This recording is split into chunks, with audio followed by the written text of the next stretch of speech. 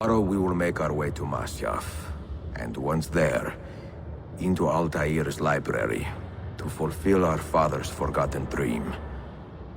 Forgive the shortness of this letter, dear sister, for it is late, and we are tired. Perhaps, with luck, the next words you hear from me will be in person. Con affetto, Ezio.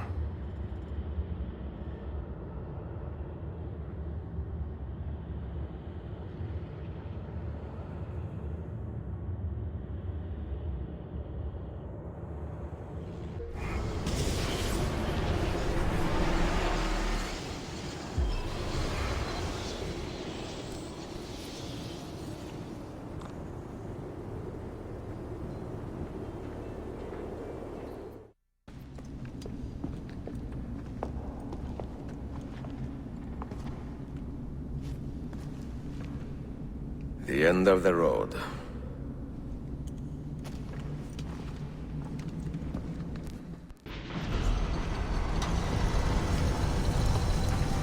You had better come out of there alive. I plan to.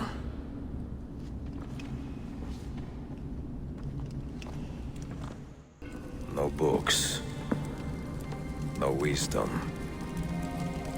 Just you, fratello mio.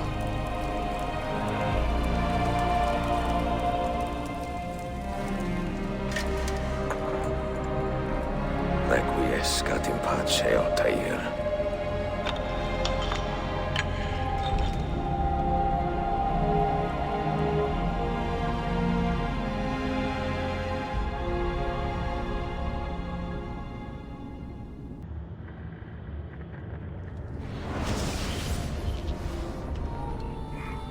You have seen to my books.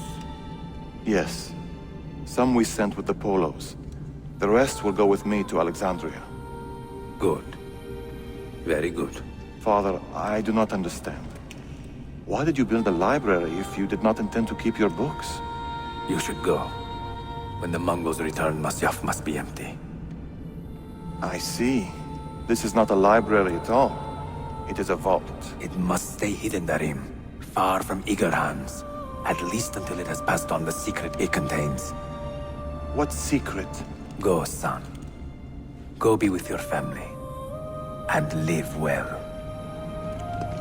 All that is good in me began with you, Father.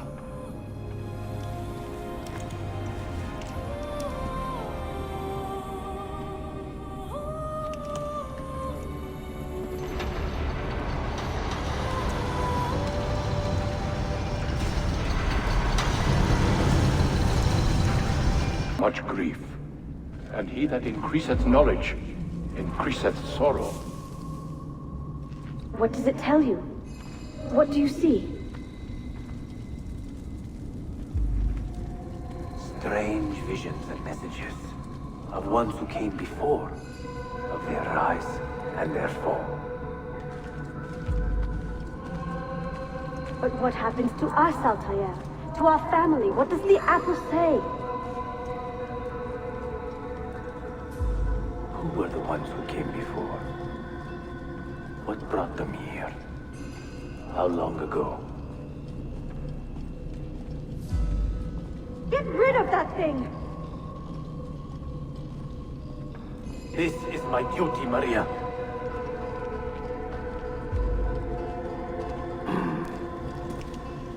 If you are asked, say I sent the apple away.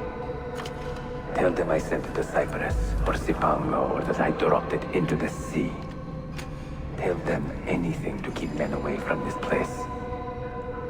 This apple must not be found.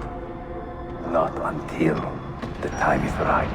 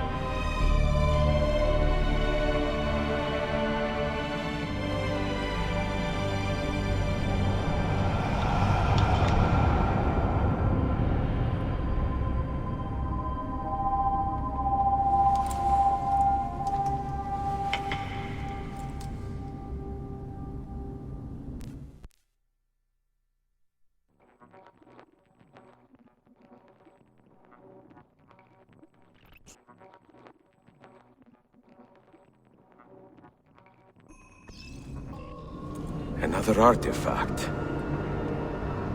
No. You will stay here. I have seen enough for one life.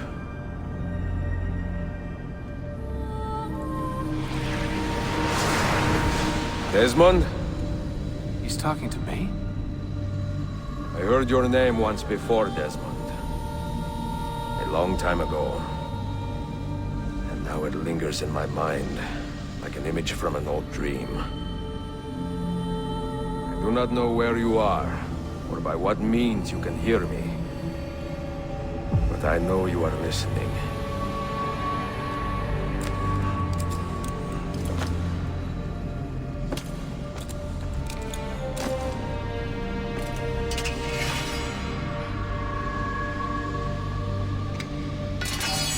I have lived my life as best I could, not knowing its purpose, but drawn forward like a moth to a distant moon. And here at last, I discover a strange truth. That I am only a conduit for a message that eludes my understanding. Who are we, who have been so blessed, to share our stories like this? To speak across centuries. Maybe you will answer all the questions I have asked. Maybe you will be the one to make all this suffering worth something in the end.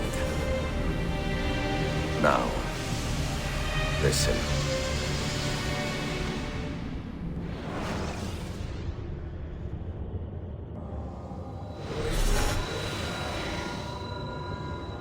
Do you hear me, Cypher? Can you see me? Ah, there you are. Good. A strange place, this nexus of time. I am not used to the calculations. That has always been Minerva's domain. I see you still have many questions. Who were we? What became of us? What do we desire of you? You will have your answers. Only listen, and I will tell you how.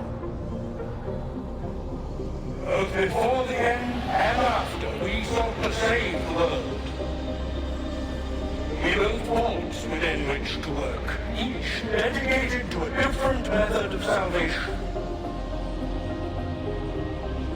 They were placed underground to avoid the war which raged above, and also as a precaution should we fail in our efforts. Each vault's knowledge was transmitted to a single place.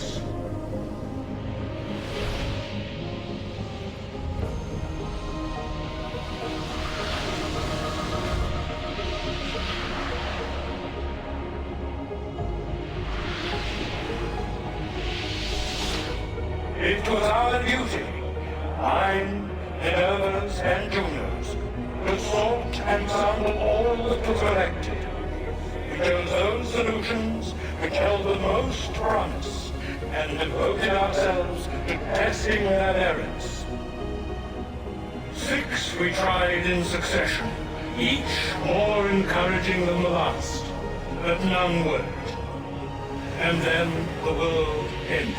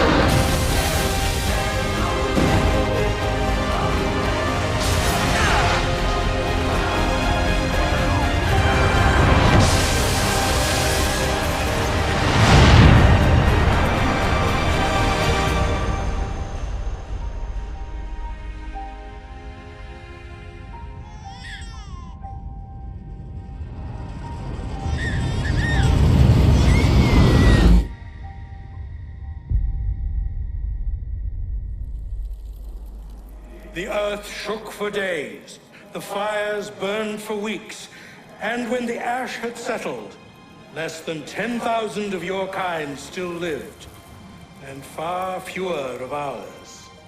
But we carried on, together, to rebuild, to renew. Listen, you must go there, to the place where we labored and lost. Take my words, pass them from your head into your hands. That is how you will open the way. But be warned, much still remains in flux, and I do not know how things will end, either in my time or yours.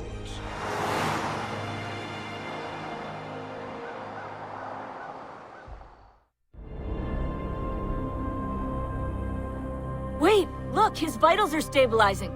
Something's happening. He's moving. Desmond, can you hear me? Son?